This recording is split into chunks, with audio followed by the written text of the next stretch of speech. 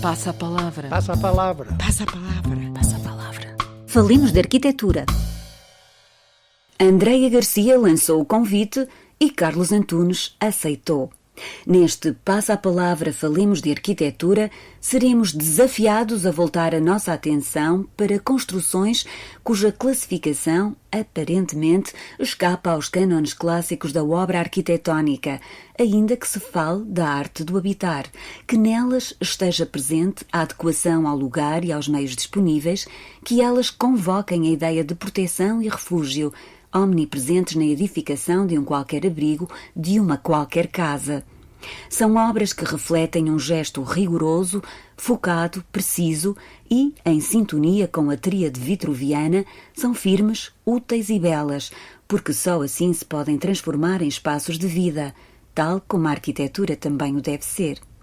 Só que estas obras não têm como referente a espécie humana.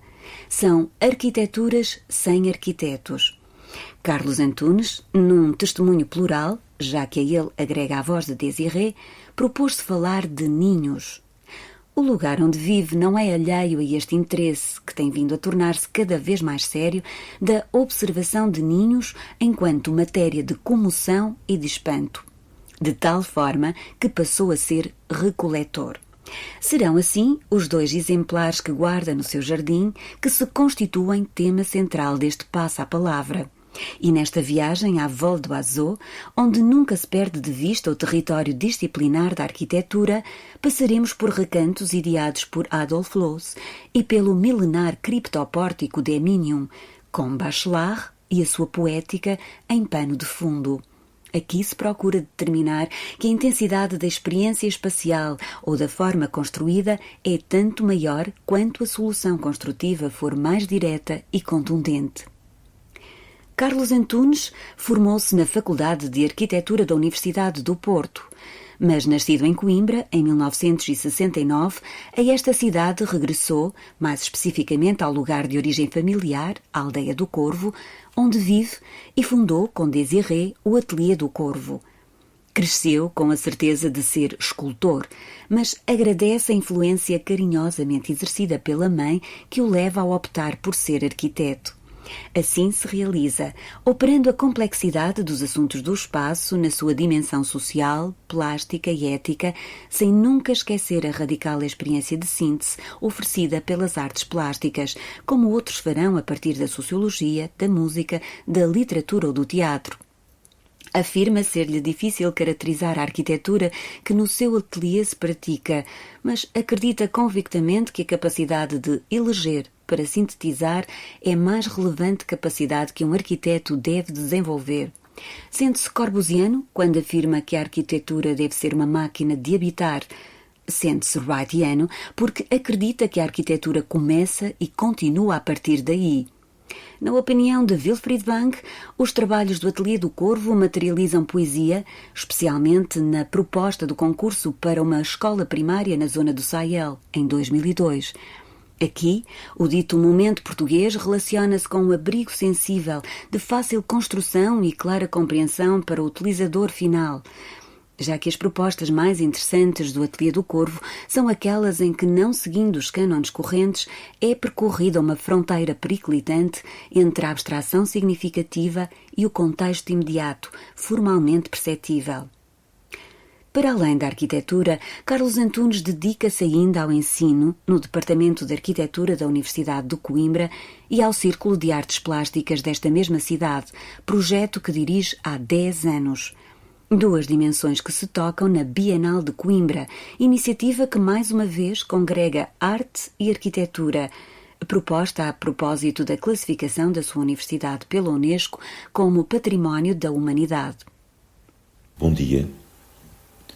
Quero começar por dizer que me sinto muito honrado por este gentil convite da Fundação Marcos da Silva, por este ciclo de depoimentos por proposta da Andreia Garcia. Por uma qualquer razão totalmente surpreendente para mim, devo confessar, ter-lhe ocorrido convidar-me para esta série de depoimentos que tem sido dominada por figuras relevantes da Escola do Porto, a escola da qual eu venho e que respeito muito. Embora formados nesta escola, cedo regressámos a Coimbra, para uma pequena aldeia chamada Corvo. Essa ave que é a última sobrevivente do apocalipse, como no poema de Crow, de Ted Hughes. Mas Corvo também tem uma ressonância moderna de Corbeau, e dele tomamos por empréstimo vitalício o nome do nosso ateliê. Devo clarificar que me expresso no plural, não porque faça uso de um qualquer plural majestático, mas antes porque partilho esta aventura pastoral com a arquiteta Désirée, que muitos conhecerão, cujo percurso é tudo semelhante ao meu. Como se imagina, aqui na aldeia não abundam exemplos de arquiteturas cultas resultantes dos trabalhos de arquitetos, e talvez essa escassez me tenha despertado para outras formas de edificar, de origem popular, ou não referente sequer à espécie humana, mas nem por isso menos capazes de nos comover e causar espanto. Venho falar-vos, não sei se de arquitetura, seguramente não de arquitetura no sentido ortodoxo da palavra, ou da disciplina, obra culta, concebida por um homem ou por uma mulher.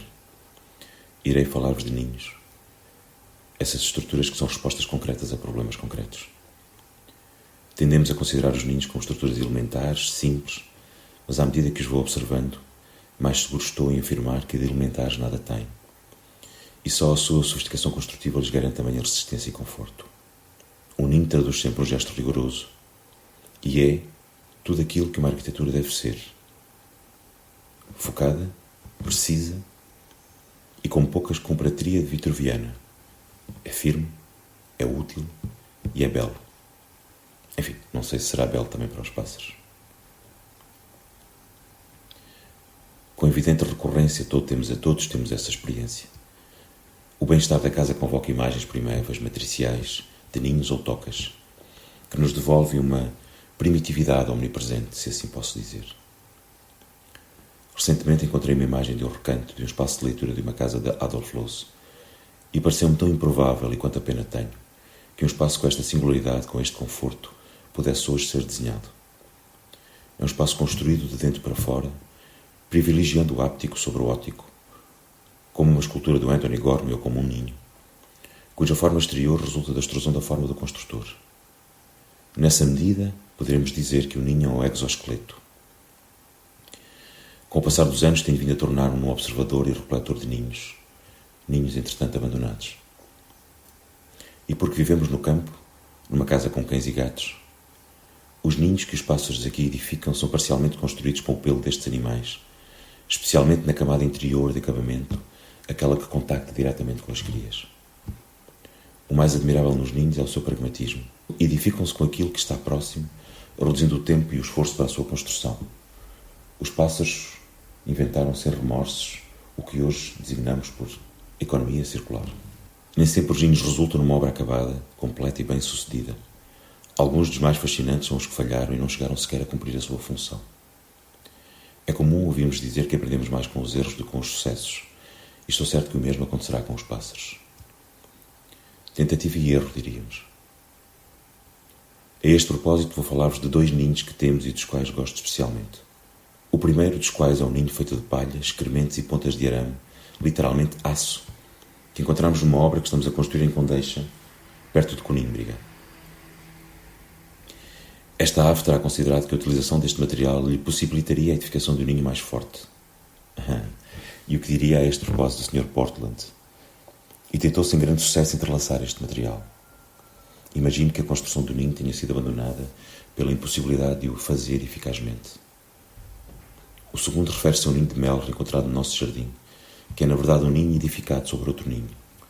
Quando o descobrimos, julgámos tratarem-se de 2 ninhos que teriam sido utilizados em simultâneo por 2 fêmeas distintas, e isso seria um dado extraordinário. A possibilidade de habitação coletiva que tanto consideramos aqui no ateliê.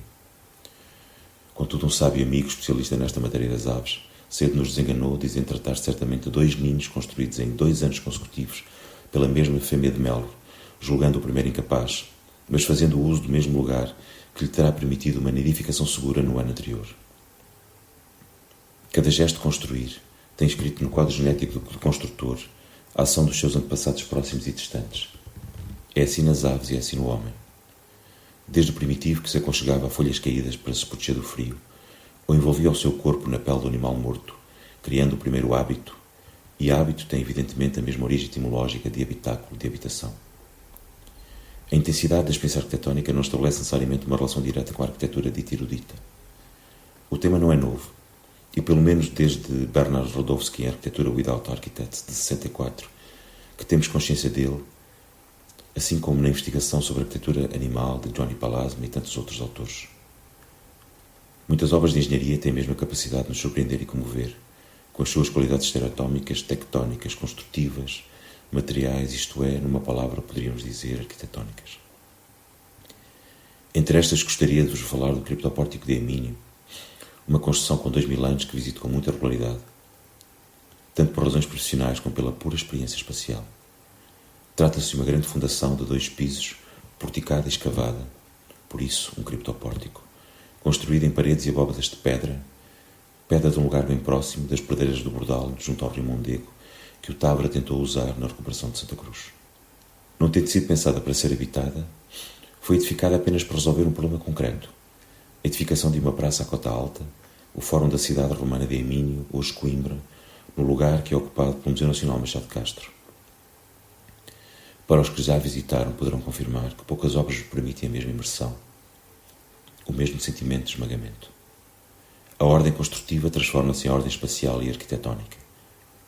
E trata-se de uma área relativamente pequena, terá como 40 por 30 metros, mas condensa uma série de qualidades espaciais, de manipulação de escala, de proporção de medida, de compressão, de dilatação, de ordem, de repetição, de luz, que tornam singular a experiência do nosso corpo naquele espaço. A história da existência da vida na Terra é uma aventura multimilenar, de engenhosa sobrevivência, e nós somos apenas uma parte ínfima dessa história complexa. Estranharão os que me ouvem colocar ao mesmo nível exemplos são dispares e aparentemente incomparáveis. Mas é bem simples o que vos estou a tentar demonstrar. A intensidade da experiência espacial ou da forma construída, intencionalmente não as designo por arquitetura, é tanto maior quanto a solução construtiva for mais direta e contundente, como uma síntese, a solução perfeita para um problema concreto. São sempre soluções óbvias, mas nunca evidentes, como um grande buraco numa montanha onde, numa noite fria, se abrigou pela primeira vez um homem e uma mulher. Terão talvez acendido uma fogueira e assim criaram o primeiro lar.